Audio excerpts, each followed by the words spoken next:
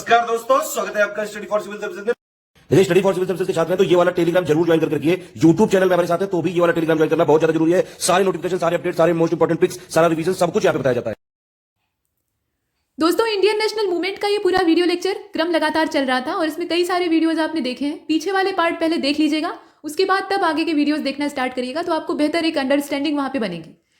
फिलहाल इसे देखते हैं। तो यहाँ पर एक टेबल बनी हुई है, लिस्ट के हिसाब से हम लोग पढ़ रहे हैं। इसमें ट्रायल लिखा हुआ है, चार्ज लिखे हुए हैं और वर्डिक्ट लिखा हुआ है। मतलब इसमें तीन चीज़ें हमें देखनी है। तो वर्डिक्ट क्या होता है ये भी इंपॉर्टेंट है, लेकिन उससे ज़्यादा इंपॉर्टेंट ये है कि किसके ऊपर चला, कहाँ पर चला और किस लिए चला, ये इसमें मुद्दा होना चाहिए। तो देखिए, पहला वाला जो ट्रायल है ये बहादुर शाह जफर का है। ठीक है, बहादुर शाह जफर के ऊपर चलाया जाता है और ये अंतिम मुगल बादशाह थे। बहादुर शाह जफर द्वितीय इन्हें कहा जाता था। जफर इनका उपनाम था, निकनेम जो कहा जाता है। इससे ये शायरियाँ लिखा करते थे और बाकी इनका बहादुर शाह जफर, बहादुर शाह द्वितीय ये नाम था। पहला वाला बहादुर शाह कौन था ये आपने पहले ही देखा है। मतलब पूरी मुगल डायनेस्टी को आप उल्टेंगे तो उसमें दिखाई देगा। अब आप जानते हैं कि 1857 का जब रिवॉल्ट होता है तो उस समय यही मुगल बादशाह रहते हैं और इन्हीं को लीडर बना दिया जाता है। पूरा जो रिवॉल्यूशन था उसका यहाँ लीडर यही अपॉइंट होते हैं और उस समय इनकी अवस्था 80 साल के आसपास रहती है, काफ़ी वयोवृद्ध रहते हैं। तो इतना सामर्थ्य इनके पास नहीं था, तो इनकी ओर से इनके जो कमांडर इन चीफ थे बख्त खां, वो पूरी बागडोर संभाल के अपना काम करते हैं। जब अंग्रेज़ों के हाथ में सब कुछ जो स्थितियाँ हैं वो कंट्रोल हो जाती हैं, तो सिचुएशन अपने हाथ में आने के बाद अंग्रेज़ एकदम कोई कसर नहीं छोड़ते हैं। वो ढूंढ ढूंढ कर इन लोगों को निर्वासित करना, फांसी पर चढ़ाना या देश निकाला देना, इस प्रकार के काम शुरू कर देते हैं। अब बहादुर शाह जफर के ऊपर जो यहाँ पे ट्रायल चलता है उसकी जो डेट है वो 27 जनवरी से स्टार्ट होता है, मतलब 1858। 1857 में तो पूरा अंत तक विद्रोह को दबाने में ही पूरा समय गुजर जाता है। उसके बाद 1858 का जो समय आता है उसमें मुकदमेबाजी स्टार्ट हो जाती है।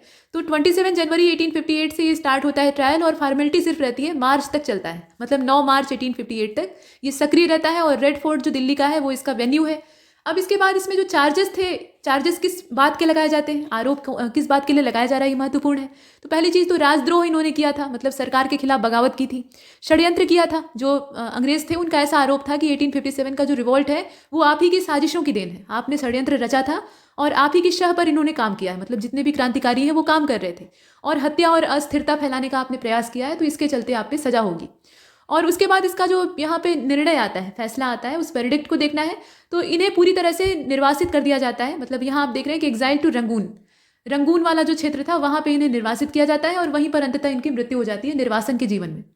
इसके बाद अगले वाले को हम देखें तो यहाँ पे सुरेंद्र नाथ बनर्जी का नाम आता है और 4-5 मई 1883 में कलकत्ता हाई कोर्ट में इनके ऊपर ट्रायल चलाया जाता है और कंटेम्प्ट ऑफ कोर्ट, इसके अलावा on his remark in the Bengali, इनका जो समाचार पत्र था उसमें कोर्ट की अवमानना का आरोप इनके ऊपर लगता है। बंगाली नाम का जो इनका पत्र था उसमें एक आर्टिकल अपना ये छापते हैं और उसी के एवज में इनके ऊपर ये मुकदमा दायर होता है। 2 साल की इनको जेल होती है, ये सजा का परिणाम है। इसके बाद आगे चले तो यहाँ बाल गंगाधर तिलक को आप देख रहे हैं। बाल गंगाधर तिलक का जो यहाँ पे जेल जाने का पूरा सीक्वेंस है उसमें सबसे पहले 1897 में पहली बार जो है 1897 में, उसके बाद 1908 में, फिर 1916 में 3 बार गिरफ्तारी होती है। और यहाँ पे आप देख रहे हैं कि provocative article in Kesari, Maratha और केसरी ये दोनों इनके न्यूज़पेपर थे। उसमें से जो केसरी था वो मराठी में प्रकाशित होता था, उसकी जो लैंग्वेज थी वो वर्नाक्युलर लैंग्वेज थी यानी मराठी थी। और जो इसमें आप देखते हैं मराठा, तो वो इंग्लिश न्यूज़पेपर था। अब जो वर्नाक्युलर प्रेस एक्ट है उसके तहत जो अंग्रेजी भाषा के अखबार या पत्रिकाएं थी उनको कोई ज़्यादा समस्या नहीं थी, उनके ऊपर डंडा नहीं चलता था। लेकिन जो वर्नाक्युलर लैंग्वेजेस के यहाँ पे न्यूज़पेपर या प्रिंट मीडिया होता था उसके ऊपर तुरंत मतलब आग गड़ाए अंग्रेज पहले से ही रहते थे और पाबंदी लग जाती थी। इन्होंने क्या किया कि इनका जो न्यूज़पेपर था केसरी, इसमें मराठी भाषा में एक आर्टिकल छापा अपना, लेख काफ़ी मन से, और उसमें उन्होंने जिक्र किया कि शिवाजी महाराज जो है वो अफजल खां से भेंट वार्ता करने के लिए जा रहे हैं और अफजल खां यहाँ पे 1 नंबर का धोखेबाज है। वो इन्हें मारने के लिए पहले से ही अपनी आर्मी को खड़ा किए हुए है और अपना हथियार वगैरह तैयार किया है कि मतलब शिवाजी अकेले में मिलने आए, शांतिपूर्ण वार्ता होने वाली है तो हम इन्हें मार दें और शिवाजी के मरते ही मराठा शक्ति बिखर जाएगी। लेकिन शिवाजी इसकी योजना को पहले ही समझ जाते हैं, तो वो हाथ में बगनखा पहनकर जाते हैं और उस बगनखे से अफजल खां को चीर देते हैं गले मिलने के बहाने। तो ये पूरा है, मतलब उसका वध कर देते हैं, ऐसा उन्होंने इसमें लिखा।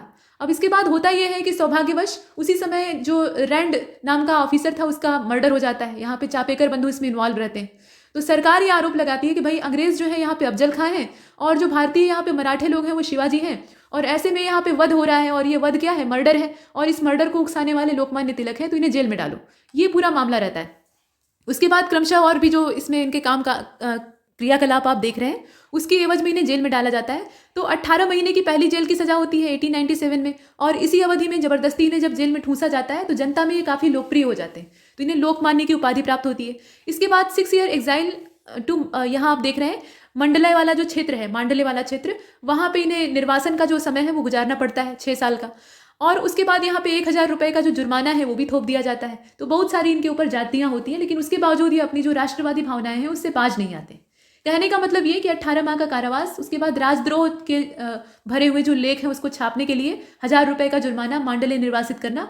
उसके बाद 1908 के बाद अगर देखा जाए 1916 वाला समय, तो 1916 का जो समय है वहाँ तक आते आते अंग्रेजों की इतनी हिम्मत नहीं रहती है कि तिलक को ऐसे हाथ लगाएं, क्योंकि स्थितियाँ तब तक बहुत ज़्यादा बदल चुकी रहती हैं। तो ऐसे में ये तुरंत जेल में डालते हैं, लेकिन उसके बाद सामान्य दंड देकर रिहा कर देते हैं। ये पूरा मामला है। इसके बाद आगे चले तो इसमें अगले वाले को आप देखेंगे। देखिए शेष भाग जो था यहाँ पे लिखा हुआ है, मतलब जो इनके आर्टिकल राइटिंग का पूरा सिस्टम चलता था, उसकी वजह से ये 1908 में फिर जेल जाते हैं और उसके बाद 1916 में जाते हैं। यहाँ चौथे नंबर पे आपको अरविंदो घोष दिखाई दे रहे हैं। Aurobindo Ghosh and 47 other in Alipur Bombay case trial. Alipur, यहाँ आप देख रहे हैं अलीपुर बॉम्बे केस ट्रायल, ये दिया हुआ है।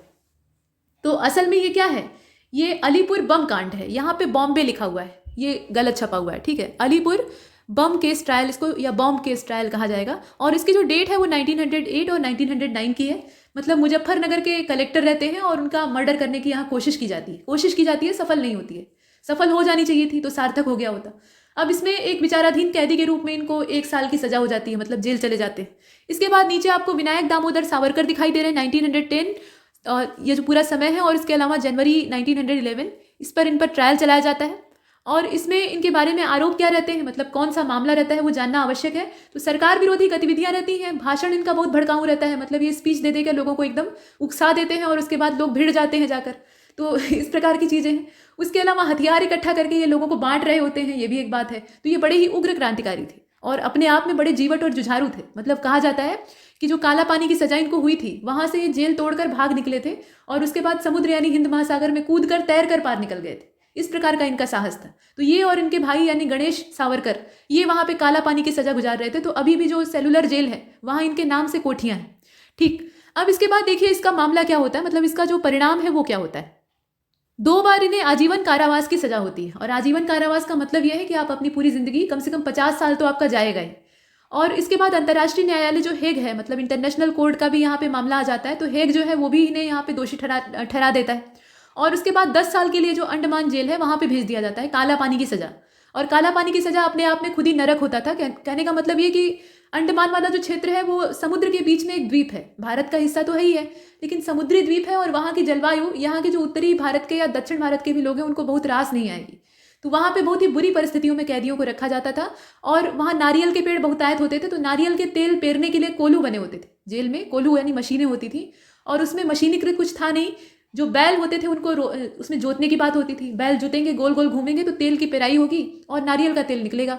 अब इसमें बैलों की जगह ये क्रांतिकारियों को जोत देते थे जो वहाँ के अंग्रेज होते थे, और कोल्हू में जुट कर वो तेल पेरते थे। और वो जो नारियल का तेल निकलता था वो लंदन भेजा जाता था। और वहाँ पे जो गोरी मेम लोग होती थी, मतलब वहाँ की गोरी गोरी लड़कियाँ, वो उसको अपने बालों में लगाती थी। तो इस प्रकार का सिस्टम था। इसके बाद आगे चले तो यहाँ देखिए समय दिया हुआ था, समय को याद रखिएगा। नीचे गांधी जी और शंकरलाल बैंकर वाला जो मामला है उसको देख लेते हैं।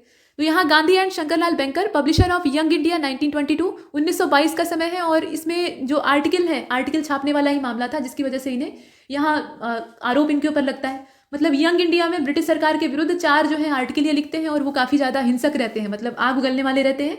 और प्रकाशित करने का उसे आरोप इनके ऊपर लगता है। तो जेल इन्हें भेज दिया जाता है।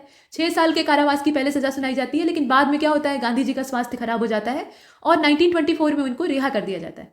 इसके बाद आगे चले, गांधी जी इनका स्वास्थ्य खराब होता था तब भी इनको रिहा किया जाता था। और नहीं तो कभी कभी ऐसी कंडीशन क्रिएट हो जाती थी कि सरकार को ये लगता था कि गांधी जी कहीं भूख हड़ताल करके जेल में ही ना दम तोड़ दें, तो इससे भी सरकार डर के इनको रिहा कर देती थी। तो इनका जो सत्याग्रह था वो हमेशा कारगर होता था।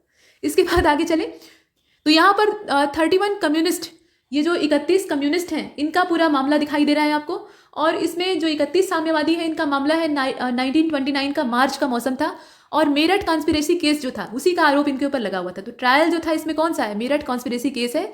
और कॉन्स्पिरेसी अगेंस्ट द ब्रिटिश, मतलब ब्रिटिशों के खिलाफ षड्यंत्र करना, ये इनके ऊपर मेन आरोप लगा हुआ था। Receive sentence varying from 3 year to life यहाँ नीचे आप देख रहे हैं 3 ईयर टू लाइफ सेंटेंस। कहने का मतलब ये है कि इन्हें आजीवन कारावास की यहाँ पे जो सजा है वो सुनाई जाती है। 3 वर्ष का कारावास से लेकर आजीवन कारावास तक का जो प्रावधान है वो किया जाता है। कहने का मतलब ये है कि इसमें जो 31 दिखाई दे रहे हैं तो कुछ को इसमें से आजीवन कारावास दिया जाता है और कुछ को यहाँ पे 3 साल की जो जेल है वो की जाती है। इस प्रकार से समान सजा नहीं होती। इसके बाद भगत सिंह को आप देख रहे हैं। भगत सिंह जून 1929 ये समय था इनके ऊपर ट्रायल चलने का।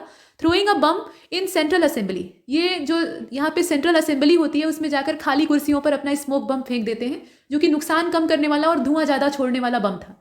मतलब अफरा तफरी मच जाती है, धमाका तो होता ही है। और उसके पीछे भगत सिंह या राजगुरु और सुखदेव का यही पर्पस था कि धमाके होने चाहिए ताकि बहरे जो हैं वो सुन सके। बहरे कौन है? तो अंग्रेज सरकार, आप जानते ही हैं। अब यहाँ पे ये गिरफ्तारी देते हैं अपनी, भागते नहीं है वहाँ से, खुशी खुशी वहाँ पे इंकलाब जिंदाबाद का नारा लगाते हैं, गिरफ्तारी देते हैं, पर्चे बांटते हैं, पर्चे फेंकते हैं ताकि लोग उसे पढ़ें और जागृत हों। उसके बाद इनके ऊपर एक औपचारिक जो ड्रामेबाजी वाला केस है वो चलता है। मतलब सरकार सिर्फ नाटक कर रही थी दिखाने के लिए कि हम बड़े न्यायप्रिय हैं और बहुत अच्छा न्याय कर देंगे। असल में मामला पहले से ही सेट था कि मतलब इन्हें फांसी ही देनी है। ये पकड़ में आ गए हैं, अब छोड़ना नहीं, क्योंकि अगर छोड़ देंगे तो फिर ये और भी बहुत कुछ करेंगे। तो इसलिए यहाँ पर इनकी कमर तोड़ने के लिए इनकी फांसी देने का जो सिस्टम था वो पहले से फिक्स था। गांधी जी भी यहाँ पे कोई इनकी पैरवी नहीं करते हैं, अंत में इन्हें फांसी हो जाती है। खैर, ये इतिहास के पन्नों में शहीद, अमर शहीद के तौर पे दर्ज हो जाते हैं। तो शहीद भगत सिंह का ये पूरा है। इसके बाद आप देख रहे हैं यहाँ पे receive the transportation for life. इसके बाद एम.एन. रॉय 1931 से लेकर 1932 ये इनका समय है। और कॉन्स्पिरेसी और सेडिशन का जो मामला है वो इनके ऊपर दर्ज होता है और sentence to 12 year imprisonment later reduce to 6 year. मतलब इन्हें 12 साल की जेल की सजा सुनाई जाती है। सश्रम कारावास जो होता है जिसमें कि आपसे बहुत कड़ी मेहनत ली जाएगी और आप जेल में रहेंगे, तो उस प्रकार की जेल की सजा सुनाई जाती है। लेकिन बाद में इसको परिस्थिति बस रिड्यूस कर दिया जाता है 6 साल के लिए, मतलब आधा कर दिया जाता है। उसके बाद नीचे 10वें नंबर पे आप यहाँ पे शाहनवाज खान, प्रेम कुमार सहगल और गुरबख्श सिंह ढिल्लन का नाम देख रहे हैं। ये सब इंडियन नेशनल आर्मी जो थी उसके मेंबर थे, मतलब उसके फौजी थे। और इसके ऊपर ट्रायल चलता है 1945 में। नेताजी की जो छत्र छाया थी वो जैसे ही INA के ऊपर से हटती है और आज़ाद हिंद फौज ये चूंकि जर्मनी और जापान से सपोर्ट प्राप्त कर रही थी, उन्हीं के सौजन्य से तो गठन होता है। तो जब जर्मनी और जापान यहाँ पे पस्त हो जाते हैं, मतलब उन्हें अंततः मजबूर होकर हथियार डालना पड़ता है, तो ये जो मित्र राष्ट्र होते हैं ना, ये जर्मनी और जापान के जितने भी सपोर्टर हैं, जितने भी उन्हें सपोर्ट करने वाले या उनसे अपना खर्चा पानी प्राप्त करने वाले लोग थे, उनसे चुन चुन कर बदला लेते हैं। तो ये भी बदला लेने की ही प्रक्रिया है। मतलब यहाँ सरकार को पूरा एकदम स्वर्णिम अवसर मिलता है कि इन बेचारे शहीदों और जो सैनिक हैं जो कि जी जान से अपने देश के लिए लड़ रहे थे, इनको किसी भी प्रकार से फांसी पर चढ़ाया जाए या इन्हें एकदम परेशान कर दिया जाए। तो इसी के लिए ये लाल किले वाला मुकदमा चलता है। इन्हें रेड फोर्ट का ट्रायल कहा जाता है, 1945 का है। अब इसमें क्या है, तो वार यानी लड़ाई छेड़ने वाला जो मामला है वो इनके ऊपर दर्ज किया जाता है। इसके अलावा ये कहा जाता है कि उकसाया था इन्होंने, मतलब जितने भी बाकी सैनिक थे जो कि भारतीय सेना में यहाँ पे काम कर रहे थे, उनको उकसा के अपनी ओर करने का काम किया था और हत्याएं करवाने का इनके ऊपर आरोप लगता है। आजीवन निर्वासन की सजा को यहाँ पे परिवर्तित किया गया, लेकिन जिनके भत्ते और अन्य जो पैसे बाकी थे उन्हें स्वीकृति दी गई। तो कहने का मतलब यह है कि इसमें जब ये मुकदमा शुरू होता है ना, तो जनता में आक्रोश फैल जाता है। और समय जरा देखिएगा 1945, इस समय तक आते आते सरकार के भी पांव यहाँ से उखड़ रहे थे, क्योंकि 1942 में ही हमने बहुत बड़ा प्रयास कर लिया था जो कि क्विट इंडिया मूवमेंट है। तो वहाँ से सरकार पहले से ही अपने डामाडोल हो गई थी। तो इनकी इतनी हिम्मत नहीं थी कि एकदम सीधे सीधे जो मुकदमा है उसको थोप दें भगत सिंह की तरह से, कि भगत सिंह के मामले में इन्होंने एकदम से जो फांसी की सजा वाला मामला था उसको डिक्लेयर कर दिया कि नहीं, इन्हें फांसी ही होगी और फांसी पर चढ़ा दिया जाता है। तो वो वाला काम अब अंग्रेज नहीं कर सकते थे, परिस्थितियाँ बहुत ज़्यादा बदल चुकी थी। 1931 से हम लोग अगर 1945 तक जाएँ तो बीच में जो समय बदला है ना, उसमें अंग्रेज़ों की स्थितियाँ कमज़ोर हुई। तो यहाँ पर अंग्रेज ऐसी हिम्मत नहीं कर पाए, तो मामला दर्ज होता है। उसके बाद भारतीय जो वकील हैं वो पूरी तरह से INA के फेवर में आ जाते हैं और इनके लिए मुकदमा लड़ते हैं और इसमें अंत में विजय होती है इन सैनिकों की। तो कुल मिलाकर इनके ऊपर जो मामला था वो काफ़ी हद तक फीका पड़ जाता है। इसके बाद आगे चलें तो यहाँ तक हमने जो ट्रायल्स थे उनको देखा। अब ट्रायल्स देखने के बाद जो कास्ट मूवमेंट है उसको देखने की आवश्यकता है। ये जो कास्ट मूवमेंट है इसमें अगर देखा जाए तो मूवमेंट ईयर और रीजन एक तरफ दिया है और दूसरी तरफ इसके जो कॉजेज और कॉन्सिक्वेंसेज हैं उनको देखना है। यानी टेबल के 2 पार्ट हैं और सबसे पहले आपको सत्यशोधक मूवमेंट दिखाई दे रहा है। सत्यशोधक समाज फाउंडेड बाय ज्योतिबा फूले 1873, मतलब 1873 में इसकी फाउंडेशन ज्योतिबा फूले के द्वारा रखी जाती है। महाराष्ट्र क्षेत्र इसका है। और इसके जो कॉजेज और कॉन्सिक्वेंसेज थे उसमें अगर देखा जाए तो जो ब्राह्मणिक डोमिनेशन था उसके अगेंस्ट ये लोग काम करते थे और जो लोअर कास्ट थी उसको यहाँ पे रिवाइव करने का काम, उसे इम्प्रूव करने का काम, उसे आगे ले आने का काम ये इनका था। अनटचेबल और जो विडोज थे उनके भी हित में ये काम करते थे। इसके बाद अरबीपुरम आंदोलन आपको यहाँ पे दूसरे नंबर पे दिखाई दे रहा है, लीड बाय श्री नारायण गुरु। ये श्री नारायण गुरु के द्वारा लीड किया जाता है। 1888 केरला में ये सक्रिय होता है। और इसमें क्या था, तो इसके अंतर्गत जो डिप्रेस्ड क्लासेस थे, इसमें कुछ नाम आते हैं, उन नामों को भी हम देखेंगे। तो जो डिप्रेस्ड क्लासेस थे यानी दबे कुचले समाज के वर्ग थे, उनके अधिकारों के लिए ये आंदोलन शुरू होता है। अब इसमें एक बड़ी बात है, केरल में जो डिप्रेस्ड क्लास की एक वैरायटी थी जिसमें इर्जावास या इरवास का नाम आता है। ये जो संबोधन आप देख रहे हैं ना, इन्हें याद रखिएगा, शब्द से भी कभी कभी प्रश्न बन जाते हैं। जो इर्जावास या इरावास का नाम आता है, इस प्रकार के जो वहाँ लोग होते थे, ये कम्युनिटी थी और ये काफ़ी ज़्यादा शोषित थी, इसका एक्सप्लॉयटेशन बहुत ज़्यादा हुआ था। तो इसके अधिकारों को लेकर ये अपनी आवाज़ को बुलंद करते हैं। 1888 का टाइम है, केरल क्षेत्र है और इसके जो प्रणेता है वो कौन है? श्री नारायण गुरु है। इसके बाद नीचे आपको जस्टिस पार्टी मूवमेंट दिखाई दे रहा है। तो ये जो जस्टिस पार्टी मूवमेंट है, ये क्या चीज़? इसके बारे में अगर देखा जाए तो 1916 में ये खड़ा होता है, मतलब इसकी स्थापना होती है। और इससे जुड़ने वाले जो व्यक्ति हैं, यहाँ पे आप एक क्रम से देखेंगे, lead by doctor T M. Nair. पहले तो इसके जो लीडर है वो कौन है? Doctor T M. नायर है। इसके अलावा सिर्फ अकेले यही नहीं है, पी त्यागराज चेट्टी है और सी.एन. मुदलियार हैं। ये प्रमुख नेतृत्वकर्ता कहे जाते हैं। और ये जो मझोली जातियाँ थी, मतलब ना तो ये एकदम से निचली जाति से जुड़े हुए थे और ना ही एकदम से उच्च वाली जो जाति कही जाती थी उससे जुड़े थे, ये मझोले थे। तो इनका यहाँ पे लीडरशिप रहता है। मद्रास इसका क्षेत्र है, यहाँ आप देख रहे हैं इसका जो क्षेत्र है वो कौन सा है? मद्रास है। और ये थोड़ा सा इसका पार्ट नीचे भी है, तो नीचे वाले को भी इसमें कवर कर लेते हैं। देखिए अब पूरा दिखाई दे रहा है, ठीक है। मद्रास इसका क्षेत्र है, 1916 इसका टाइम है। अब इसमें खास बात क्या है? तो खास बात यह है कि जो सरकारी सेवाएं थी और राजनीति वाला यानी पॉलिटिक्स वाला क्षेत्र था, वहाँ पे जो ब्राह्मणों का वर्चस्व स्थापित हो गया था, उसका ये प्रोटेस्ट कर रहे थे। ब्राह्मणों का वर्चस्व या ब्राह्मणों का जो पूरा यहाँ पे दबदबा था, वो सिर्फ जाति वाली व्यवस्था या धर्म तक ही सीमित नहीं था। ये लोग जो गवर्नमेंट वाला सेक्टर था, इसके अलावा पॉलिटिकल सेक्टर था, वहाँ भी सक्रिय थे और वहाँ काफ़ी बड़े पैमाने पर हावी हो गए थे। तो उसका ये प्रोटेस्ट करते हैं। उसके बाद 1916 में the south Indian liberation federation यानी SILF जो है, इसकी स्थापना करते हैं। इसके बाद 1930 में अगर देखा जाए तो सरकार के द्वारा कुछ वर्गों का आरक्षण दिए जाने का जो प्रयास है, मतलब सरकार आरक्षण देती है लेकिन उसके लिए प्रयास इनका रहता है, तो वो सफल होता है, ये हमने देखा। उसके बाद नीचे और भी आंदोलन आपको दिखाई देंगे। तो इसमें नायर मूवमेंट है और इसके जो लीडर हैं वो CV रमन पिल्लई है। इसके अलावा K रामकृष्णन पिल्लई है और M पद्मनाभन पिल्लई। ये तीन जो यहाँ पे दिखाई दे रहे हैं, इसमें CV रमन पिल्लई है, K रामकृष्णन पिल्लई है और M पद्मनाभन पिल्लई है। ये 1891 में केरला में स्टार्ट होता है और ये है क्या? तो ये नायर आंदोलन या नायर मूवमेंट है। अब इसके बारे में अगर देखा जाए तो ये जो यहाँ पे ब्राह्मणिज्म था यानी ब्राह्मणवाद था, उसके अगेंस्ट थे, उसका जो डोमिनेशन था उसके खिलाफ थे। The Malayali memorial was form by Raman Pillai in 1891। Malayali memorial की स्थापना ये रमन पिल्लई के द्वारा की जाती है 1891 में। इसको ध्यान दीजिएगा, मलयाली मेमोरियल, और इसके जो फॉर्मेशन करने वाले या फाउंडर है वो कौन है?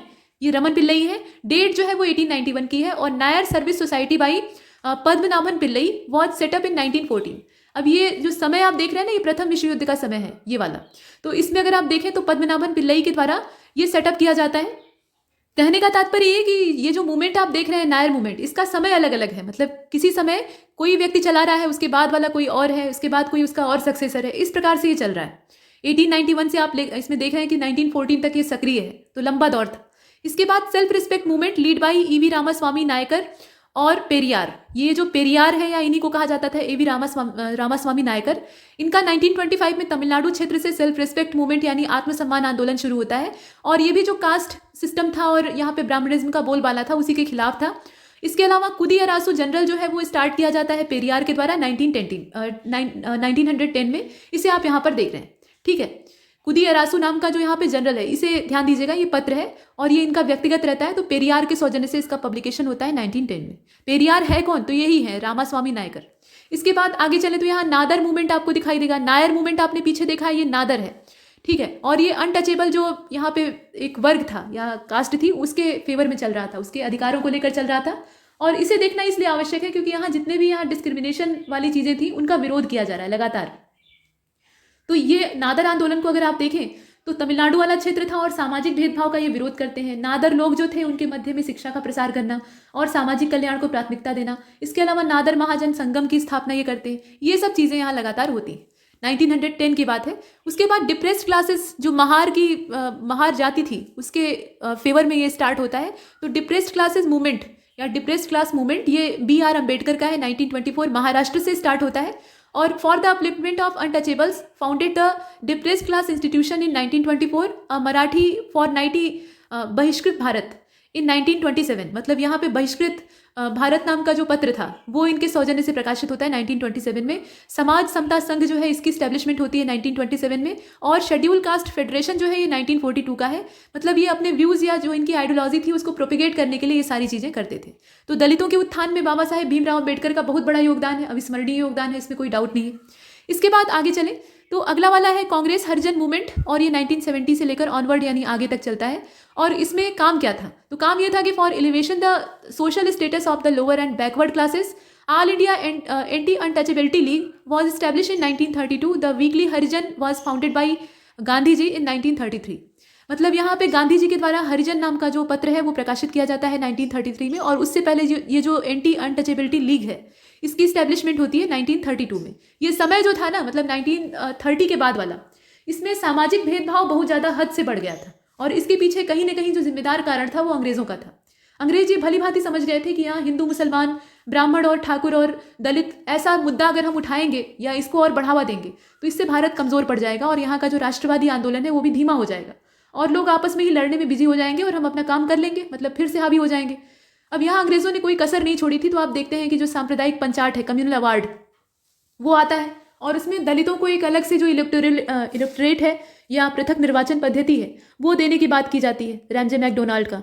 तो दलितों को पृथक निर्वाचन देने का मतलब ये होता है कि उन्हें हम एक अलग जाति का दर्जा दे रहे हैं, जाति का ही नहीं बल्कि एक अलग धर्म का दर्जा दे रहे हैं। तो उनका धर्म हिंदू धर्म से अलग करके यहाँ एक अलग समुदाय बना देना, ये कहाँ की बुद्धिमानी है? सभी हिंदू थे, सभी सनातन सभ्यता से जुड़े हुए थे, तो हिंदू और मुसलमान का भेदभाव ही अभी भारत को खा रहा है। उसके बाद अभी हिंदू धर्म के भी 5-6 टुकड़े कर दीजिए, तो ये सारी चीज़ें मिलकर देश के लिए एकदम जहर बन जाएंगी, क्योंकि धर्म और जाति ये दोनों जो है ना बंटवारे की नींव डालते हैं। कहीं भी इन्हें लोग अच्छा समझते हैं, लेकिन ये भेदभाव की परंपरा को भी जन्म देते हैं। धर्म के आधार पर भेदभाव, जाति के आधार पर भेदभाव। तो अभी जो कम्युनल अवार्ड था वो तोड़ने का काम करता। जैसे कि आपने देखा मर्ले मिंटो रिफॉर्म, तो वहाँ पर सांप्रदायिक निर्वाचन की बात की जाती है, वो भी ठीक नहीं था।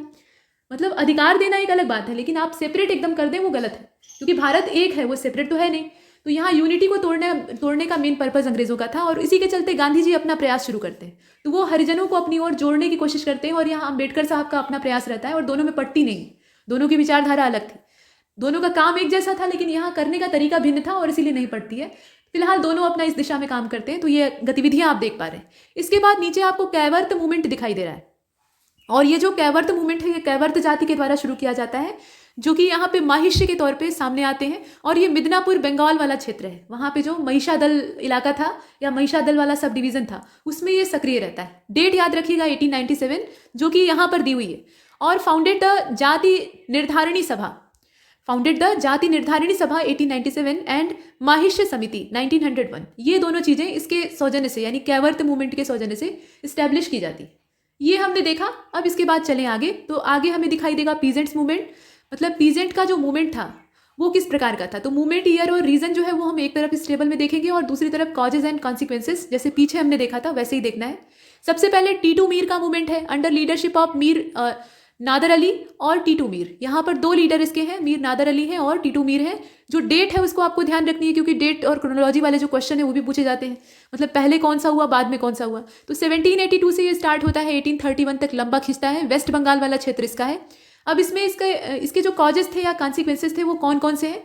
तो against Hindu landlord who impose beard tax on the Faraizi, मतलब जो फराइजी लोग थे उनके ऊपर हिंदू लैंडलॉर्ड यानी हिंदू जमींदार जो थे वो बेहिसाब लगान थोप रहे थे, कर वसूली के लिए बहुत ज़्यादा लगान लगाते थे, और इसलिए उनका बहुत अधिक शोषण हो रहा था। तो उसी के विरोध में ये स्टार्ट होता है, जिसे कि टीटू मीर का मूवमेंट कहा जाता है।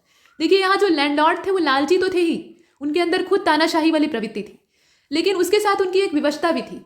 ये लैंडलॉर्ड बीच में बिचौलिए होते थे, मतलब ये टैक्स को कलेक्ट करते थे जो पीजेंट होते थे उनसे, और उसके बाद उसे गवर्नमेंट यानी ब्रिटिशों को देते थे। ये बीच का एक सिस्टम था, कार्नवालिस के द्वारा इसको और ज़्यादा मजबूत कर दिया गया था।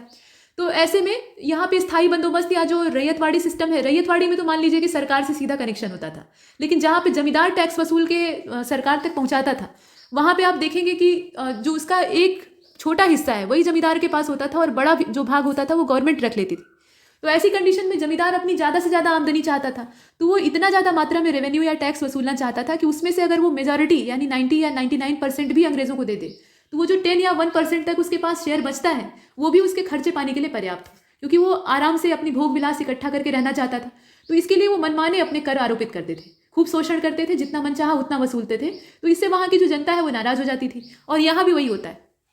इसके बाद नीचे आपको पागलपंथी मूवमेंट दिखाई दे रहा है, और पागलपंथी मूवमेंट जो है ये हाजोंग और गारो ट्राइब के द्वारा शुरू किया गया था। ठीक है, हाजोंग और गारो ट्राइब जो है उनके द्वारा शुरू किया गया था अंडर द लीडरशिप ऑफ करम शाह एंड टीपू शाह। करम शाह और टीपू शाह ये दोनों जो है इसके फाउंडर या लीडर कहे जाते हैं 1825 से लेकर 1835। और इसके बाद मैमन सिंह डिस्ट्रिक्ट जो है ये पहले बंगाल का हिस्सा था, तो उसमें ये सक्रिय रहता है, मतलब वहाँ पे इसकी सक्रियता दिखाई देती है। और इसमें अगर देखा जाए तो against hike in rent the movement was violently suppressed. मतलब ये जो पागलपंथी मूवमेंट था ये भी वही जो लैंड रेवेन्यू होता है या शोषण हो रहा था, रेंट वसूला जा रहा था मनमाने तरीके से, उसी के खिलाफ था। और इसको बहुत ही वायलेंटली यहाँ पे सप्रेस कर दिया जाता है, यानी सरकार बहुत बुरी तरह से इसे कुचल देती है। इसके बाद आगे चले तो मोपला अपराइजिंग आप देख रहे हैं 1836 से लेकर 1854, मालाबार वाला क्षेत्र इसका है। Against rise in revenue demand and reduction of field size.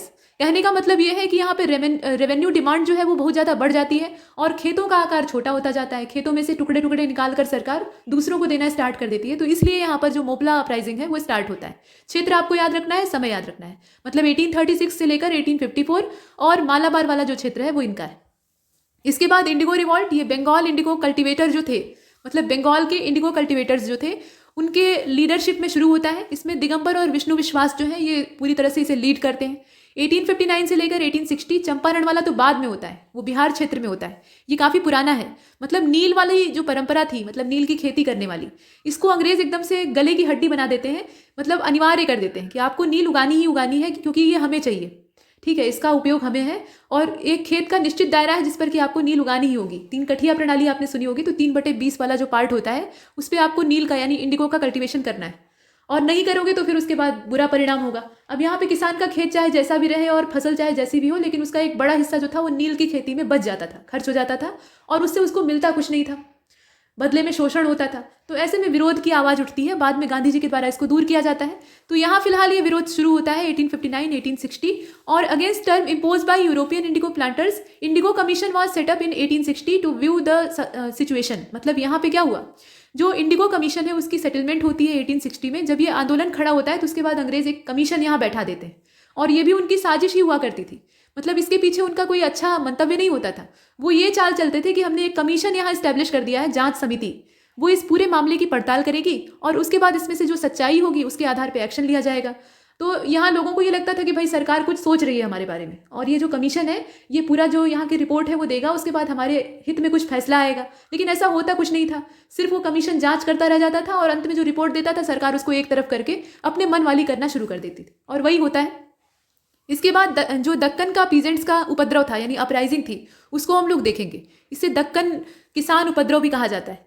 तो बाय द मराठा पीजेंट, ये मराठा जो वहाँ के कृषक थे उनके द्वारा खड़ा किया गया आंदोलन था।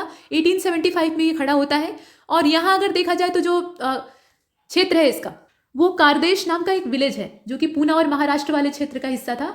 और यहाँ पर दिक्कत ये थी कि गुजराती और मारवाड़ी साहूकार होते थे, मनी लेंडर्स होते थे, और ये आकर अपना ज़बरदस्ती यहाँ पे अपना दावा दिखाते थे कि मैंने तुम्हें पैसा जो है वो सूद पर उधार दिया है और उसके बाद अब मुझे चाहिए, और नहीं दोगे तो फिर मनमाना अपना काम करते थे, ज़मीन हड़प लेते थे या फिर घर में आग लगा देते थे, बहुत कुछ होता था। तो किसान इनसे तंग आ गए थे, और ये थे बाहरी बहरदार थे, इनके अपने लोग थे नहीं कि सहानुभूति होती। तो ये मारवाड़ी जो थे इनके खिलाफ ये भड़क जाते हैं और इन्हीं को भगाना शुरू कर देते हैं। और ये मारवाड़ी जो थे ये सरकार से अटैच रहते हैं। उस समय जो लैंडलॉर्ड और मनी लेंडर होते थे वो ज़्यादातर ब्रिटिश सरकार के फेवर में रहते थे, क्योंकि सरकार से ही उनको फ़ायदा होने वाला रहता था। तो ये सरकार की जब शरण में जाते हैं तो यहाँ पे जो ब्रिटिश गवर्नमेंट है उसको ध्यान देना पड़ता है, और अंत में इसे सप्रेस किया जाता है। तो ये दक्कन पीजेंट मूवमेंट है, इसे हमने देखा। इसके बाद रिलीफ एक्ट आता है, यहाँ पे एक बड़ी चीज़ है, इसे ध्यान दीजिएगा। तो जो यहाँ पे एग्रीकल्चरिस्ट हैं उनके बारे में कहा गया है कि रिलीफ एक्ट उनके लिए आता है। 1879 में ये पास होता है। अब इसका कितना फ़ायदा होता है ये तो किसान ही जाने, बहुत ज़्यादा लाभ तो नहीं होता, लेकिन मामला वहीं दब जाता है। इसके बाद आप नीचे देख रहे हैं कि फड़के का जो रामोसी अपराइजिंग था, रामोसी पीजेंट्स जो थे उनके लिए ये शुरू होता है। तो वासुदेव बलवंत फड़के का इसमें योगदान है, जो कि लीड करते हैं इसको। 1877 से लेकर 1887 यानी 10 साल के लिए महाराष्ट्र में सक्रिय होता है against the British failure to take up anti famine measures. मतलब सरकार ये दावा कर रही थी कि अकाल पड़ा है, उस समय दुर्भिक्ष यानी अकाल बहुत ज़्यादा पड़ते थे, तो वो जो फेमाइन है उसकी हम जांच पड़ताल करेंगे और उसके लिए एक्शन लेंगे। जांच पड़ताल करने का मतलब ये है कि अकाल क्यों पड़ा, कहाँ कहाँ पर दिक्कत है, लोग इतनी बुरी स्थिति में क्यों हैं और उसे दूर करने का क्या प्रयास करना चाहिए, और उसके बाद तत्काल एक्शन लिया जाए, तब तो बात ठीक रहती। लेकिन यहाँ जाँच करने में ही एक लंबा समय गुजर जाता था, नतीजा एकदम सिफर निकलता था, कुछ नहीं, और तब तक बहुत सारे लोग मारे जाते थे या शिकार बन जाते थे। तो ये परिस्थिति थी और इसके विरोध में यहाँ पर ये आवाज़ खड़ी होती है, जो कि रामोसी अपराइजिंग के तौर पे दिखाई देता है। इसके बाद आगे चले तो यहाँ पे पावना का जो अपराइजिंग था वो दिखाई देता है। शाह चंद्र रॉय और जो शंभूपाल थे ये लोग दिखाई दे रहे हैं इसमें। तो पावना विद्रोह में कई नाम आपको जुड़े हुए दिखाई देंगे। इसे जरा सा यहाँ तक बढ़ा लेते हैं ताकि नीचे की चीज़ें भी आपको दिखाई दें, ये आधा ही था। तो यहाँ पे खुदी मुल्ला है, मतलब केशव चंद्र राय है, शंभुनाथ पाल है, प्रमुख नेता है। उसके अलावा आप देखें तो बीसी चटर्जी हैं और आरसी दत्त हैं, ये लोग इसमें दिखाई देते हैं। ये आप देख रहे हैं। यहाँ पर 1873 जो पावना डिस्ट्रिक्ट था, पावना यहाँ क्षेत्र का नाम है, जिले का नाम है, तो 1873 में पावना डिस्ट्रिक्ट जो है ईस्ट बंगाल वाला, वहाँ पे ये स्टार्ट होता है और ये वर्तमान में चला गया है बांग्लादेश में। ईस्ट बंगाल अंग्रेज़ों ने यहाँ पे डिवीज़न कर ही दिया था, मतलब 1905 में विभाजन होता है, लेकिन यहाँ पे पूर्वी बंगाल वाला क्षेत्र इसलिए बताया गया है ताकि ये पता चल सके कि वर्तमान में ये भारत में नहीं है। तो बाद में जब पूर्वी बंगाल वाला जो हिस्सा रहता है ना, वो पाकिस्तान ले लेता है, उसको पूर्वी पाकिस्तान और पश्चिमी पाकिस्तान के तौर पर जाना जाता है, और बाद में वही पूर्वी पाकिस्तान जो है वो इंदिरा गांधी के द्वारा बांग्लादेश बना दिया जाता है। तो यहाँ पर ये बांग्लादेश के तौर पे एक स्वतंत्र राष्ट्र तत्काल में है। पहले ये हमारा ही हिस्सा यानी बंगाल का एक पार्ट हुआ करता था। तो कुल मिलाकर वो वाले क्षेत्र में ये चलता है और इसकी जो डेट है वो 1873 है। पावना डिस्ट्रिक्ट वहाँ का है। यहाँ तक हमने देखा। अब इसके जो मेन ऑब्जेक्टिव है उसमें अगर देखा जाए तो against the policy of zamindar to prevent the occupants from the acquiring occupancy right, मतलब कहने का तात्पर्य है कि जमींदारों की जो जातियाँ थी पहले तो उसी का प्रोटेस्ट हो रहा था, उसके अलावा जो बाहरी लोग आकर यहाँ जमीन पर कब्जा कर लेते थे, कब्जा दखल कर लेते थे, उसका विरोध हो रहा था। किसानों की जमीन हड़पने वालों की कोई कमी नहीं थी। सरकार से लेकर जो बड़े बड़े धनी यहाँ पे साहूकार या मनी लेंडर थे वो भी यही काम करते थे। इसके बाद आप देखें तो टेनेंसी एक्ट जो है वो पारित होता है। टेनेंसी एक्ट भी इसी समय में आता है, 1885 में बंगाल में ये पारित होता है। कुल मिलाकर ये चीज़ें हमने देखी। इसके बाद पंजाब का जो कृषक मूवमेंट है यानी पंजाब पीजेंट रिवॉल्ट, उसको देखना है। और इसमें अगर आप देखें तो during the last decade of 19th century ये पंजाब में स्टार्ट होता है। इसमें जो मेन ऑब्जेक्टिव है उसमें अगर आप देखें तो against the prospect of losing land and Punjab land alienation act 1900, मतलब यहाँ पे जो पंजाब के लिए, पंजाब की भूमि के लिए नियम आते हैं या एक्ट आते हैं, उसके तौर पे आप इसे देख रहे हैं। वाज पास्ट, ये जो एलिनेशन एक्ट है 1900 का, ये पास होता है, which impose regulation on sale and mortgage of land and revenue demand. कहने का मतलब ये कि यहाँ पर 1900 का जो पंजाब भू हस्तांतरण अधिनियम है वो पारित होता है, और ये जो हस्तांतरण अधिनियम होता है इसमें जो जमीन है उसके लेन देन की बात होती है और ये किसानों को रास नहीं आती। इसके बाद चंपारण वाला जो है उसको आप देख लेंगे। चंपारण सत्याग्रह ये 1917 का है, गांधी जी का पहला और सफल सत्याग्रह रहता है। तो इसमें अगर देखा जाए तो जो बिहार का पश्चिमी चंपारण वाला क्षेत्र था वहाँ पे किसानों का ये आंदोलन रहता है। नील उगाने वाली परंपरा वहाँ भी रहती है। 3 कठिया से लोग आज ही जागे रहते हैं। जो 3/20 वाले हिस्से पर नील की खेती करनी पड़ती थी वो किसानों को बाज नहीं आती। ठीक है, तो 1917 बिहार ये इसका समय है और 3 कठिया सिस्टम को इम्पोज करने के लिए ये चलाया गया था। इसके बाद देखिए, मतलब इम्पोज करने के अगेंस्ट में चलाया गया था, ये आप समझ रहे हैं। और जो यहाँ पे यूरोपियन इंडिगो प्लांटर्स थे वो जबरदस्ती जो वहाँ की पीजेंट्स थी उनको खेती करने के लिए, मतलब इंडिगो कल्टीवेशन करने के लिए उकसाते थे, मजबूर करते थे, और उसके बाद जाति उनके ऊपर होती थी। तो ये सब है। और उसके बाद जब चंपारण एग्रीगेरियन एक्ट आता है तो उसके बाद 3 कठिया सिस्टम को यहाँ से हटा लिया जाता है, मतलब उसे एबॉलिश कर लिया जाता है। तो ये सब गांधी जी के प्रयासों से होता है। इसके बाद खेड़ा सत्याग्रह बाई पीजेंट्स ऑफ खेड़ा, ये कृषक आंदोलन आप देख रहे हैं। तो खेड़ा आंदोलन को भी देख लीजिएगा, ये गांधी जी के द्वारा गुजरात में चलाया जाता है 1918 में। यहाँ आप देख पा रहे हैं, against ignore appeal for the remission of land revenue in case of crop failure, मतलब फसल अच्छी नहीं हुई, फसल से पहले ही जो कर की दरें हैं वो फिक्स कर ली गई कि इतना टैक्स लेना है, लेकिन फसल वैसी नहीं हुई जैसी चाहिए थी, तो किसान कहाँ से देगा। और यहाँ पर वही चीज़ नहीं सरकार जो थी वो समझ रही थी, मतलब जो रेवेन्यू था वो मनमाना तरीके से वसूला जाने का दबाव डाला जा रहा था और फसल अच्छी हुई ही नहीं थी। तो गांधी जी यहाँ किसानों के फेवर में आते हैं और उसके बाद सत्याग्रह का पूरा जो दौर है वो चलता है और अंत में किसानों के फेवर में फैसला आता है।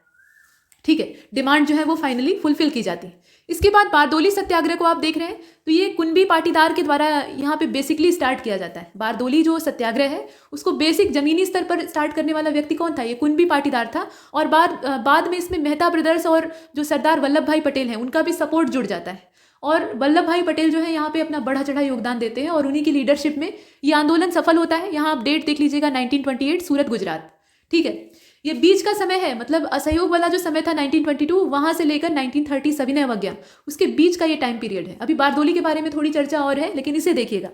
तो 1928 में ये आता है और सूरत वाला जो क्षेत्र है गुजरात का, वहां पे सक्रिय होता है। वल्लभ भाई पटेल को यहाँ पे बहुत बड़ी सफलता प्राप्त होती है, उन्हीं की लीडरशिप में ये सफल रहता है। तो वहाँ की महिलाएं खुश होकर इनको सरदार कहती हैं कि हमारे सरदार हैं, हमारे राजा हैं। तो वहीं से सरदार की जो टाइटल है वो इनके साथ जुड़ जाती है, मतलब सरदार वल्लभ भाई पटेल, ये है ना।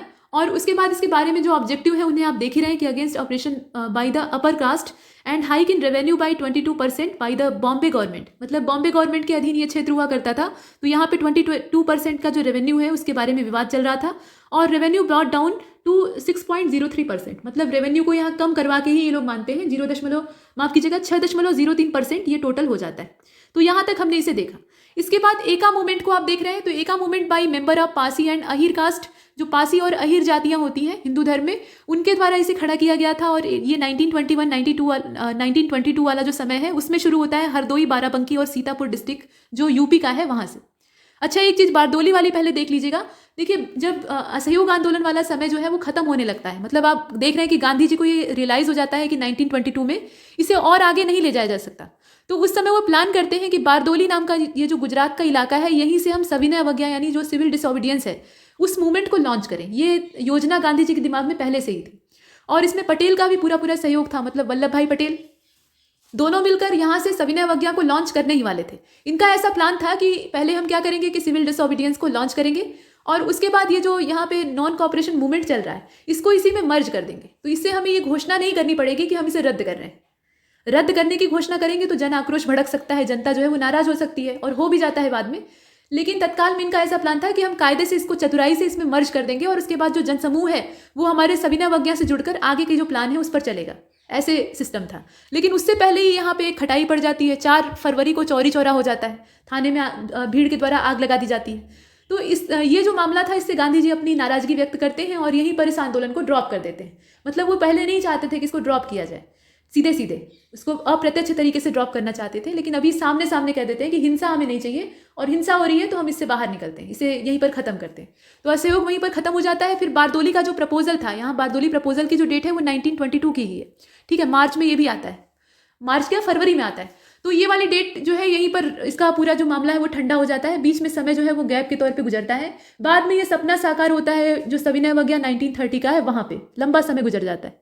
तो कुल मिलाकर इसे आपने देखा। एका मूवमेंट को फिलहाल हम लोग देख रहे थे। तो एका मूवमेंट में अगर देखा जाए तो यहाँ पे पासी और अहिर कास्ट जो है ये 1921-1922 जो यूपी का क्षेत्र है, मतलब यूपी के कुछ जिले, इसमें हरदोई, बाराबंकी और सीतापुर डिस्ट्रिक्ट है, वहाँ से स्टार्ट करती है।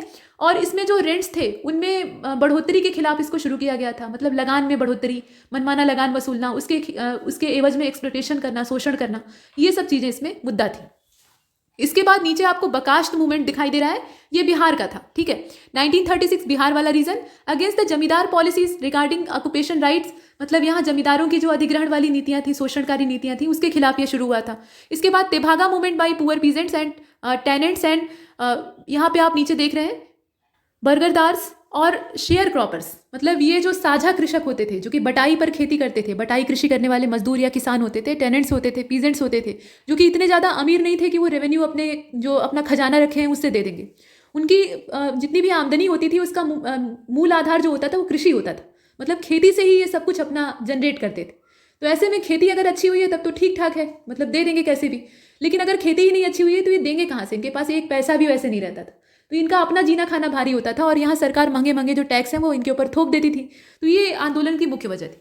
अगेंस्ट द जमींदार्स पॉलिसी और ऑक्यूपेशन राइट, ये भी शुरू होता है। और तेभागा मूवमेंट जो है ये भी जमींदारों के खिलाफ है, मनी लेंडर्स के खिलाफ है। इसके अलावा जो बगरदारी बिल है वो यहाँ पे पास होता है। इसके बाद तेलंगाना, यहाँ पे आप नीचे देख रहे हैं ये 15वें नंबर का है, तेलंगाना इंसरेक्शन, और ये 1946 से लेकर 51 तक चलता है। मतलब आज़ादी के बाद भी ये सक्रिय रहता है हैदराबाद में। और against the practices of money lender and officials of the Nizam of Hyderabad, यहाँ होता ये है तेलंगाना क्षेत्र, यानी तत्काल में ये पूरा आंध्र हैदराबाद का क्षेत्र था। और इसमें आप देखेंगे कि जो यहाँ के मनी लेंडर्स थे वो बहुत ज़्यादा शोषण करते थे। और उसके अलावा हैदराबाद का जो निज़ाम था वो भी यहाँ पर शोषण करने पर उतर आया था। उसकी बुद्धि पहले से ही खराब थी, आपने उसका परिचय देखा ही है 1947 में। मतलब सेना बुलानी पड़ती है ऐसे इंसान को भारत संघ में विलय करने के लिए, ऐसा आदमी है। तो वो किसानों का बहुत ज़्यादा शोषण कर रहा था, तो उसी के खिलाफ ये उठकर खड़ा होता है। तो यहाँ तक हमने जो यहाँ पे फार्मर्स के मूवमेंट थे, किसानों की उठाई गई आवाज़ थी, उसको देखा है। अब इसके बाद जो अगला हमारा मुद्दा होगा वो होगा न्यूज़पेपर एंड जर्नल्स।